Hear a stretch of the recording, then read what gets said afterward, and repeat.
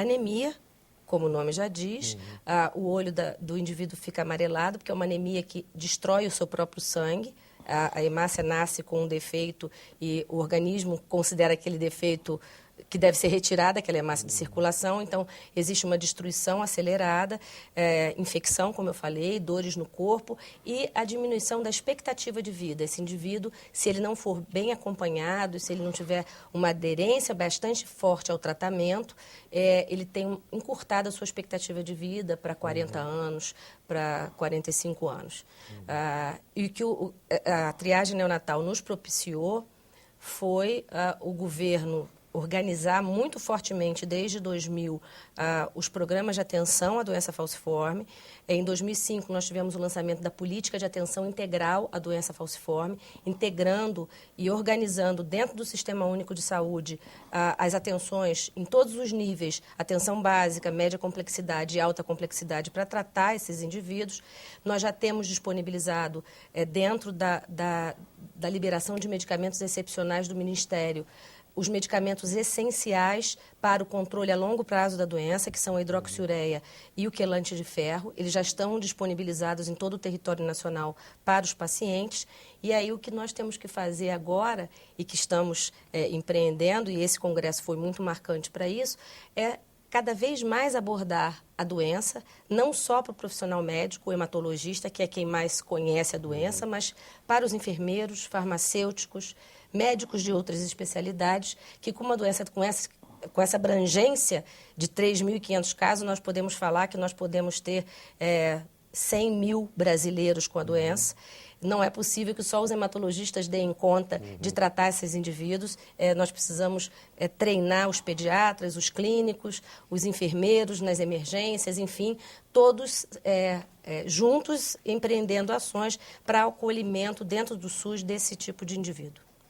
As outras doenças, doutor Sérgio, o senhor citou, mais uma vez eu repito, o senhor citou linfoma e leucemia. Qual é a gravidade disso em termos de saúde pública ou em termos de incidência sobre a população brasileira e o que é que está sendo feito hoje? Qual é a novidade que nós temos, digamos, no combate a essas doenças? A incidência ela é muito mais rara do que, por exemplo, a anemia falciforme, que a doutora Clarice tão bem explicou para nós. De qualquer forma, continua sendo também um problema de saúde pública, né? Eu devo até adiantar que os hematologistas brasileiros, os centros, a grande maioria deles estão muito capacitados para o tratamento dessas doenças, que na maioria das vezes são doenças incuráveis, né? Mas que têm sofrido ao longo dos anos um acréscimo um acréscimo técnico na tentativa de diminuir ou prolongar a vida desse paciente. O controle já é possível, né? E uma das drogas um segmento de drogas que está sendo muito discutido são drogas que realmente têm um efeito direto na célula alterada, né? A célula neoplásica, a célula cancerosa, né? E esses medicamentos, há sempre novos medicamentos nessa linha sendo estudados e produzidos. E no Congresso se abordou muito isso. Algumas doenças, inclusive, eu estou me lembrando aqui da leucemia mieloide crônica, né? Houve uma introdução de um remédio e que esse remédio mudou a vida dos pacientes, a verdade é essa, né? Era uma doença rapidamente fatal, 5, 6 anos, né? Ela evoluía muito mal. Só podia ser curada com transplante medula, que não está acessível para todo mundo, porque não tem um doador idêntico. É muito complicado, né, o transplante de medula, quer dizer, em termos de compatibilidade dos doadores. 1/3 das pessoas acham um doador compatível. Atualmente, nós temos no Brasil um banco bastante completo de doadores não aparentados. Então, hoje, é muito raro aquele evento que a gente via no passado, que uma pessoa tinha que sair do Brasil para fazer um transplante no exterior. Hoje, o nosso banco brasileiro ele já está bastante acessível e nós conseguimos encontrar pessoas compatíveis dentro desse banco.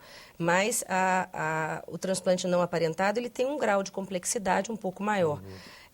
nós não somos transplantadores e nós temos como clínicos uma tendência a polemizar um pouco os riscos e benefícios do transplante, por exemplo. Se há tratamento medicamentoso, que se utilize Mas, isso. na verdade, no caso que o Sérgio falava da leucemia mieloide crônica, a gente até precisava indicar, porque era a única forma do indivíduo estar livre de doença e curado em 5 anos. Mesmo que ele tivesse uma mortalidade alta no transplante, ele teria 100% de mortalidade em 5 anos com os medicamentos que a gente dispunha na época.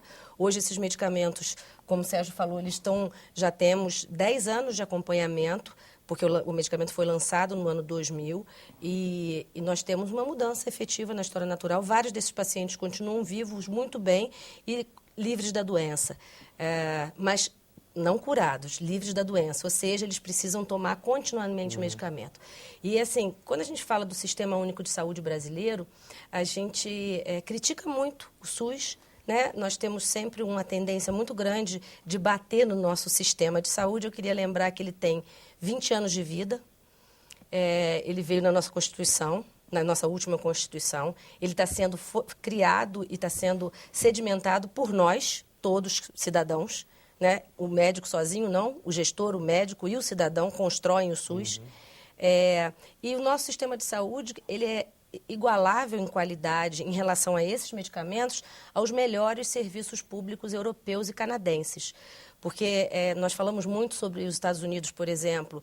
Nos Estados Unidos, o cidadão comum não tem acesso a esses medicamentos, ele tem que ter um plano de saúde. Ele tem que ter um plano de saúde para obter isso, e todo cidadão brasileiro dentro do SUS ele tem acesso a todos esses medicamentos. Tanto os da doença falciforme, quanto os medicamentos de alto custo, que o doutor Sérgio acabou de falar. Então, assim, a gente bate tanto, mas acho que a gente também precisa mostrar o que a gente tem de positivo. Tem muita coisa crescendo. Ok, eu gostaria de agradecer mais uma vez ao Dr. Sérgio Mesiano, a doutora Clarice Lobo, e também agradecer a você, telespectador, que nos acompanhou até agora.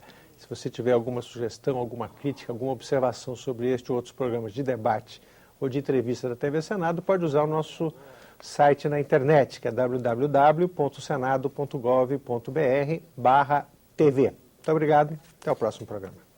Site na internet, que é www